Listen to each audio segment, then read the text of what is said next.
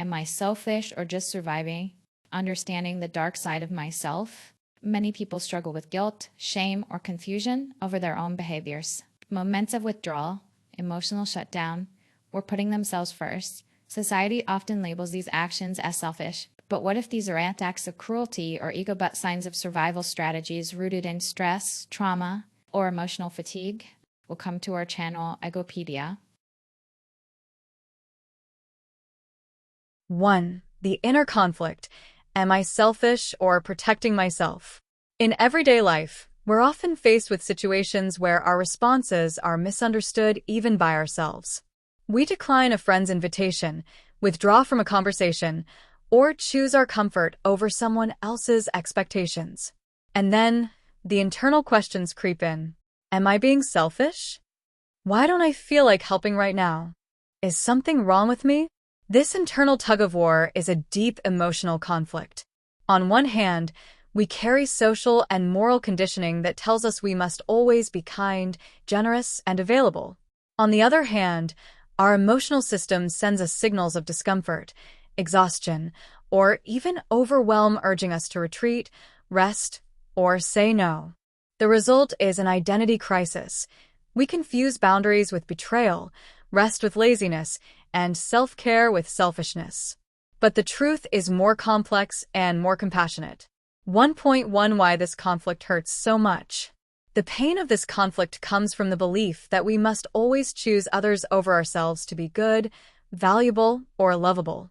Most of us were not taught how to differentiate between protecting ourselves from burnout and avoiding others out of indifference. So when we listen to our inner needs by taking space, saying no, or prioritizing our well-being, we often feel guilt. This guilt is not always rational. It's emotional residue from a lifetime of social programming that associates value with self-sacrifice. The inner voice says, if you're not giving, you're failing. If you're protecting yourself, you're rejecting others. But protecting yourself, especially when your emotional or psychological resources are low, is not an act of selfishness. It's an act of internal responsibility. 1.2 Self-protection is not selfishness, it's survival. Many behaviors that seem selfish on the surface are actually rooted in emotional safety seeking. For example, canceling plans may be a way to avoid overstimulation. Saying, I need time alone, may be a nervous system asking for recalibration. But prioritizing your needs may be an attempt to stabilize after chronic stress. These aren't luxuries, they're necessities when you are close to emotional depletion. The moment we stop judging these responses, we begin to see them for what they are. Strategies for coping, not harming. 1.3 From conflict to clarity. The turning point is not in choosing between selfishness and selflessness, but in understanding the function behind our actions. Ask yourself, am I withdrawing because I don't care, or because I care too much and I'm overwhelmed? Am I saying no because I'm cold-hearted or because I've been overextended for too long? Am I choosing myself because I value me or because I fear being needed too much? These questions shift us from moral judgment to emotional insight. And often, we discover that what we thought was selfishness was actually a cry for inner stability. 2. The survival brain, selfishness as an emergency mode. When you are under psychological or emotional threat, your brain shifts into survival mode. In this state, the brain prioritizes safety over empathy, short-term relief over long-term morality. This doesn't make you a bad person, it makes you human. In fact, the fight-flight-freeze-fawn response is biologically wired to protect you. And in this mode, you may detach from loved ones. Say no automatically to obligations. Focus on your own needs with urgency. Reject vulnerability or intimacy. From the outside, it can look like selfishness. But internally, your system is simply trying to keep you safe, stable, and functional. Have you ever noticed how, when you're overwhelmed, your ability to care about others seems to shrink? You don't return messages. You say no without explanation. You snap at people. You stop listening. And then comes the guilt. Why am I being like this? Am I turning into a selfish person? But what if these reactions are not signs of moral failure, but signs that your survival brain has taken over? 2.1 Understanding the survival brain. The human brain is not just a thinking machine. It is also a threat detection system, deeply wired to protect us from danger.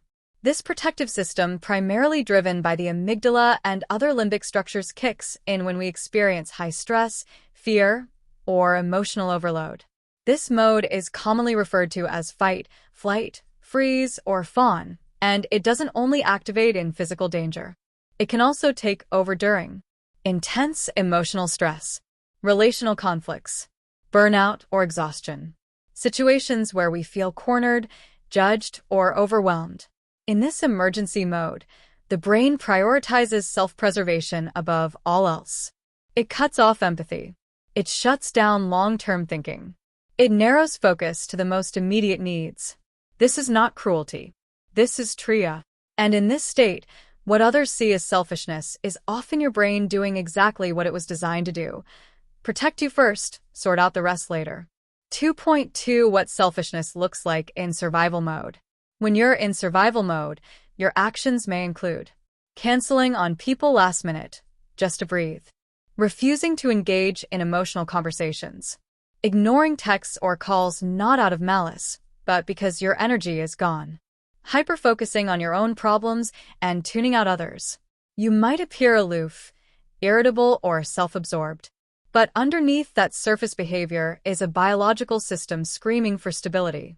Your nervous system is not trying to hurt anyone. It's trying to keep you functional. 2.3 Why we mislabel it as selfishness. Modern society glorifies productivity, social responsiveness, and emotional availability. We're expected to always show up, be kind, give generously, and respond quickly. But the nervous system doesn't care about social expectations. It cares about safety. So when you start saying, "I can't," "not now," or "leave me alone," the world might see that as selfishness, but your body knows it as survival mode. This misunderstanding leads to an internal dilemma. You feel guilty for protecting yourself. Others may judge you for not being there for them. And the shame from both directions deepens your emotional collapse. What you need in these moments is not more guilt, but grace. 2.4 Moving from emergency to awareness. Recognizing when you're in survival mode can be the difference between spiraling and healing. Ask yourself, am I reacting from fear or fatigue? Do I feel emotionally safe enough to engage?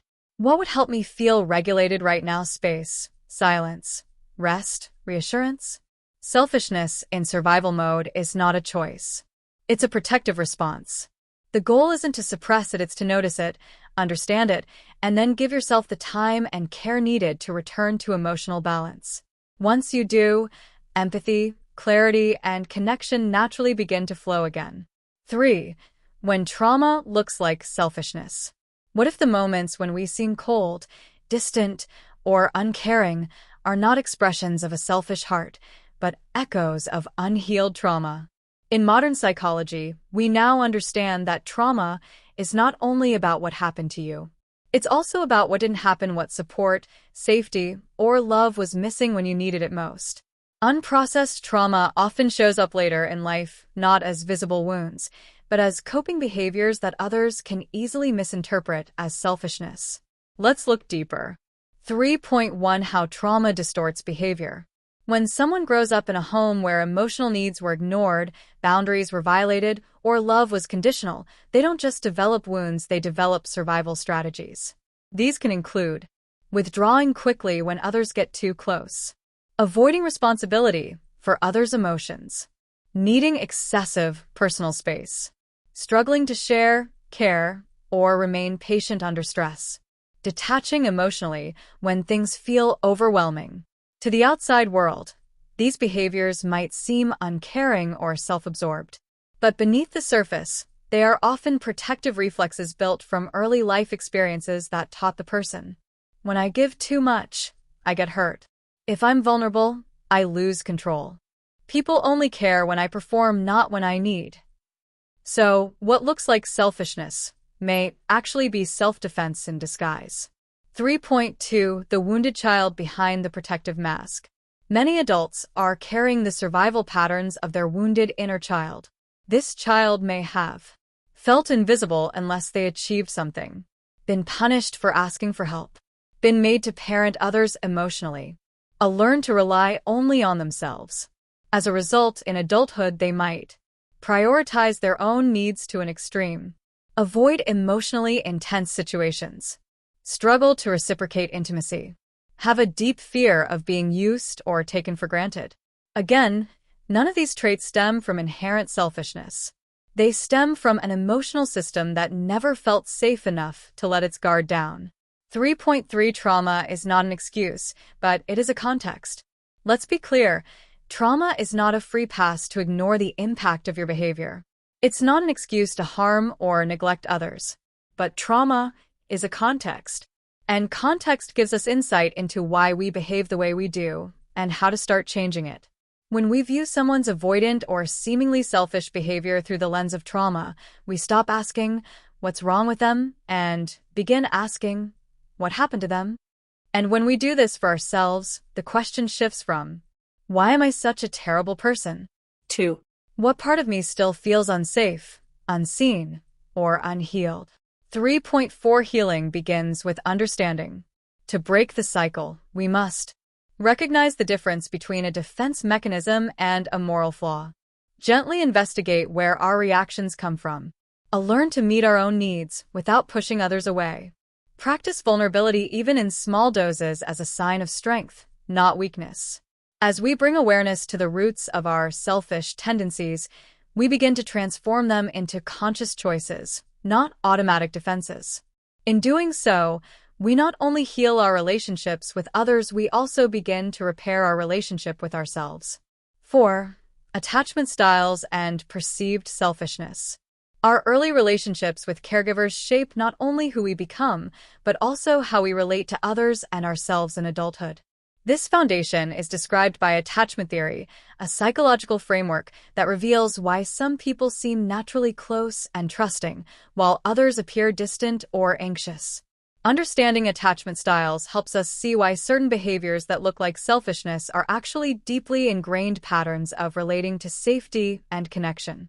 4.1 The 4 main attachment styles. Attachment styles are generally categorized into 4 types.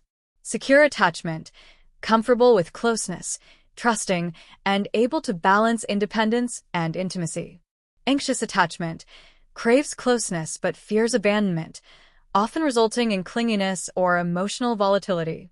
Avoidant attachment, fears dependence and intimacy, often leading to emotional distance or withdrawal. Disorganized attachment, displays a mix of anxious and avoidant behaviors, often linked to unresolved trauma or inconsistent caregiving. Each style reflects how our nervous system learned to survive emotional connection early in life and how we respond under stress. For point 2, how avoidant attachment can look like selfishness. People with an avoidant attachment style often struggle to express vulnerability or meet others' emotional needs. To outsiders, this may appear as indifference, coldness, self-centeredness. But avoidant behaviors are often self-protective mechanisms. They develop because as children, these individuals learned that expressing needs or emotions was unsafe or unwelcomed. So, they suppress those needs to avoid rejection. When they withdraw or prioritize themselves, it's not because they don't care, it's because they are afraid that closeness will lead to pain or loss.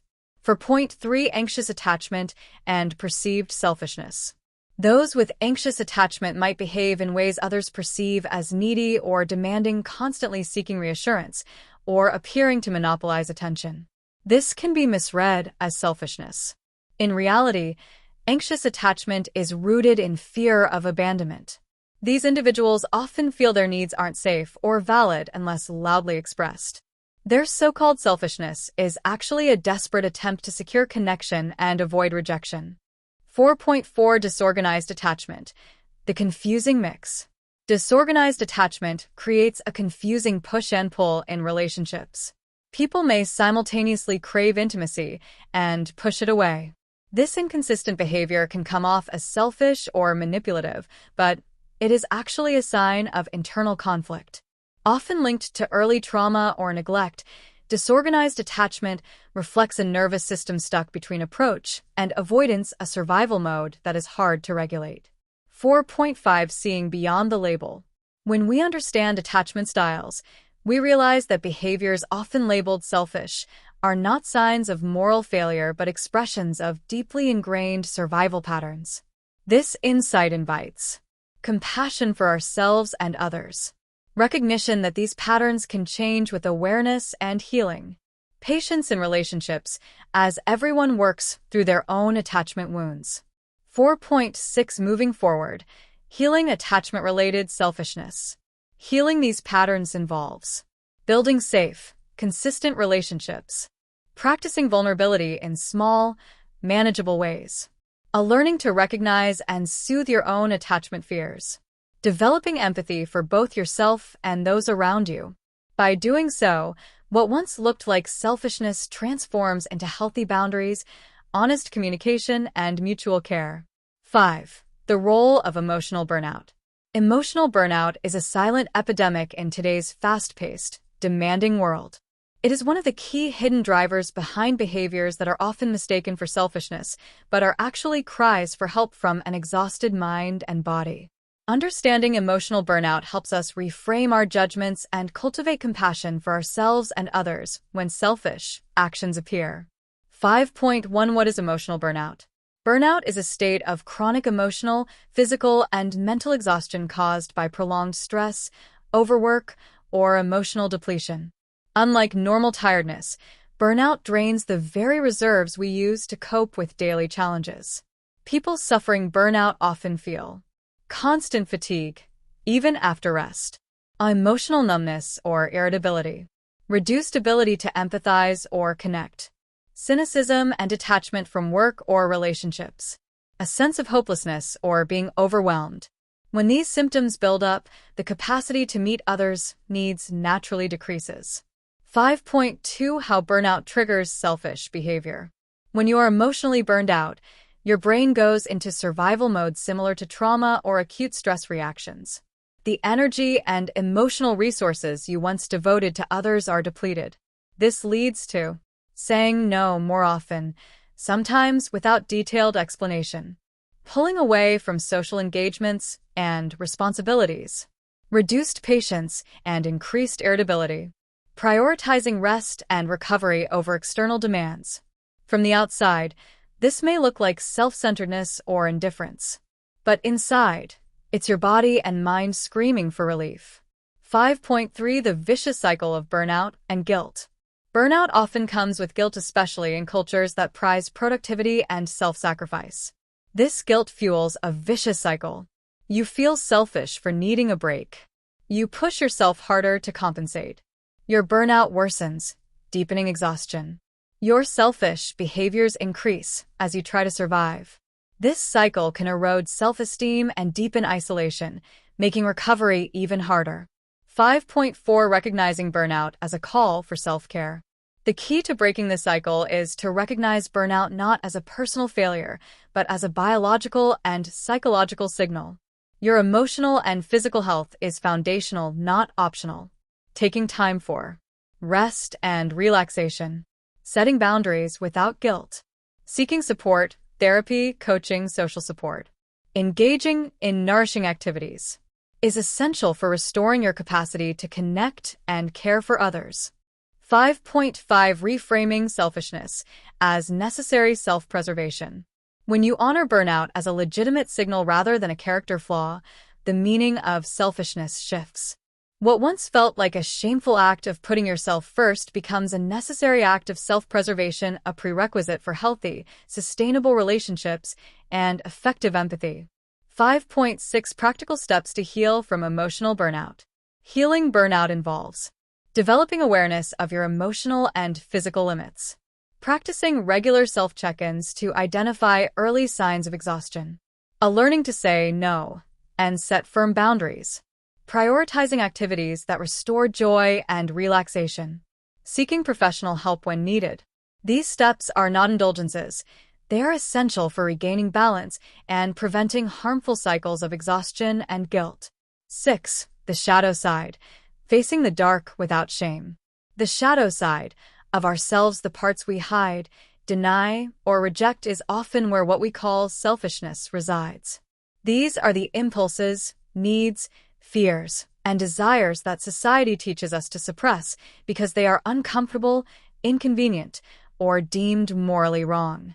Yet, facing these darker parts without shame is crucial for genuine self-understanding and growth. 6.1 What is the shadow? The concept of the shadow originates from psychologist Carl Jung, who described it as the unconscious part of our personality that contains traits and feelings we deny or disown.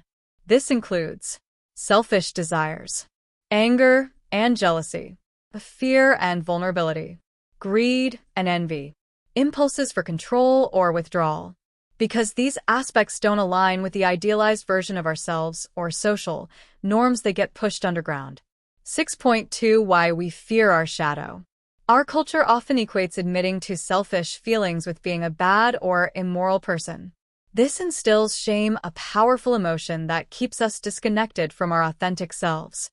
This fear causes denial of personal needs and feelings, overcompensation through people-pleasing, fragmentation of identity, where we split into good and bad parts, increased anxiety and inner conflict. Ironically, by avoiding our shadow, we give it more power because unacknowledged parts don't disappear. They often control behavior unconsciously. 6.3 The gift of facing the shadow. When we courageously acknowledge our shadow, something transformative happens. We reclaim parts of ourselves that were lost or hidden. We reduce inner conflict by integrating dark and light aspects. We develop authentic self-compassion, recognizing that everyone has imperfections. We learn healthier ways to express and manage difficult feelings, including those labeled as selfish. In short, shadow work leads to greater wholeness and freedom. 6.4 Selfishness as a shadow signal. Selfishness often signals a need or wound we are afraid to face directly. It might be a need for rest and boundaries, a desire for recognition or respect, fear of being vulnerable or rejected, a response to past neglect or trauma.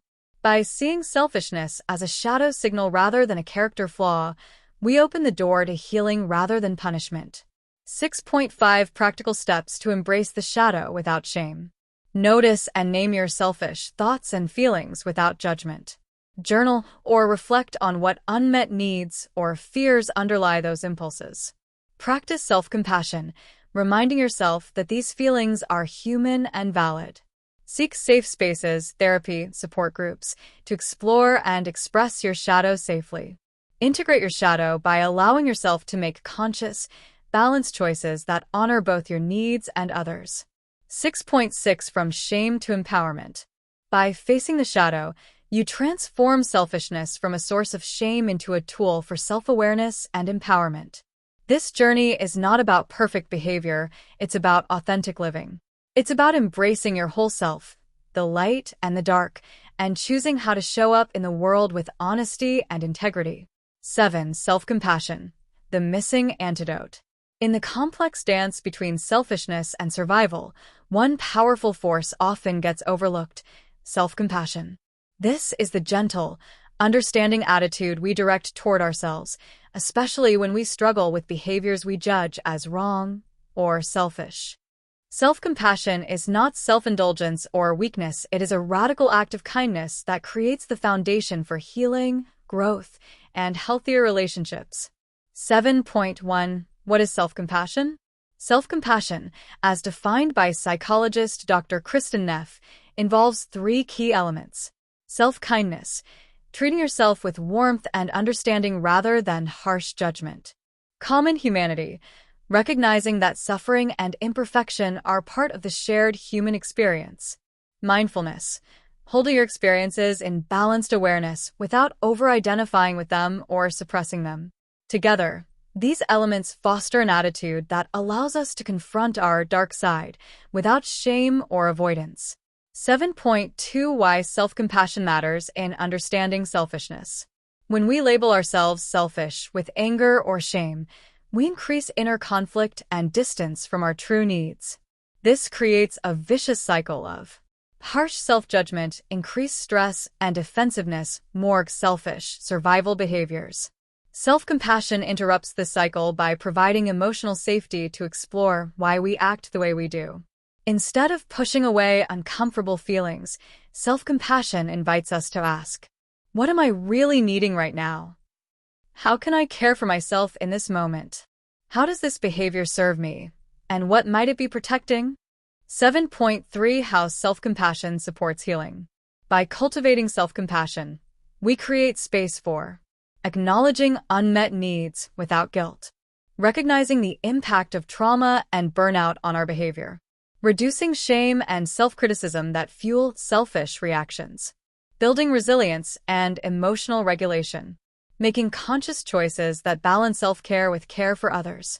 This creates a virtuous cycle where understanding and kindness lead to healthier actions, which then reinforce self-compassion. 7.4 Practical Ways to Cultivate Self-Compassion. Mindful self-reflection. Notice moments of harsh self-judgment and gently reframe them with kindness. Self-compassion breaks. Pause during difficult moments to offer yourself comforting words or gestures, e.g., placing a hand on your heart. A journaling. Write about your struggles with curiosity and warmth instead of criticism. A guided meditations. Use practices focused on loving kindness and self-compassion. Therapy or coaching. Seek professional support to deepen your practice and address deeper wounds. 7.5 The transformative power of self-compassion. As self-compassion grows, it becomes the antidote to destructive shame and isolation. It helps us transform the dark side of selfishness into a pathway toward wholeness and authentic connection. When you treat yourself with kindness, you empower yourself to set boundaries, express needs, and engage with others from a place of strength rather than fear. 8. Healthy self-prioritization versus harmful selfishness. One of the most misunderstood aspects of human behavior is the difference between healthy self-prioritization and harmful selfishness. Both involve focusing on one's own needs, but their underlying motivations, impacts, and outcomes are vastly different. Understanding this distinction is crucial for nurturing well-being, authentic relationships, and personal growth. 8.1 Defining healthy self-prioritization. Healthy self-prioritization means honoring your own needs and boundaries in a way that sustains your physical, emotional, and psychological well-being without harming others.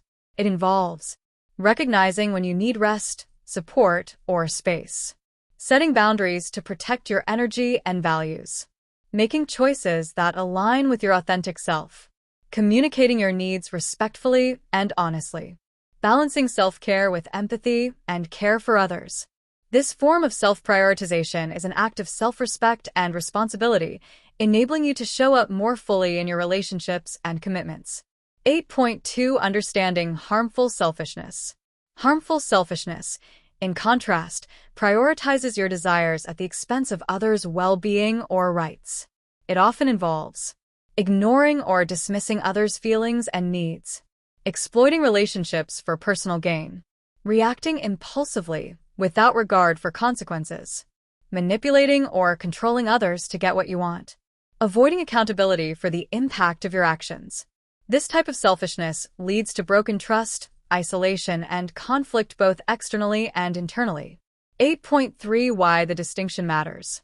Without clear boundaries between healthy self-prioritization and harmful selfishness, people often feel guilty for taking care of themselves, tolerate toxic situations to avoid being selfish, confuse assertiveness with selfishness, internalize shame that undermines self-worth. Clarifying the difference helps dismantle unhealthy patterns of self-neglect or overreach. 8.4 Signs you are practicing healthy self-prioritization. You feel balanced between your needs and others' needs. Setting boundaries feels empowering, not guilty. You can say no without anxiety or resentment. Your relationships improve as you practice honesty and care. You recognize self-care as essential, not optional. 8.5 Signs you may be engaging in harmful selfishness. Others express hurt, frustration, or distrust around your behavior. You often justify your actions by minimizing their impact on others. You feel isolated or disconnected despite getting what you want. You avoid taking responsibility for harm caused. Your relationships are frequently strained or unstable. 8.6 Cultivating healthy self-prioritization. To move toward healthy self-prioritization, develop self-awareness. Regularly check in on your motivations and feelings. Practice empathy. Consider how your actions affect others without sacrificing yourself. Communicate clearly. Express your needs and boundaries respectfully. Seek feedback. Invite trusted people to share their perspectives. Reflect and adjust. Be willing to change behaviors that harm others or yourself.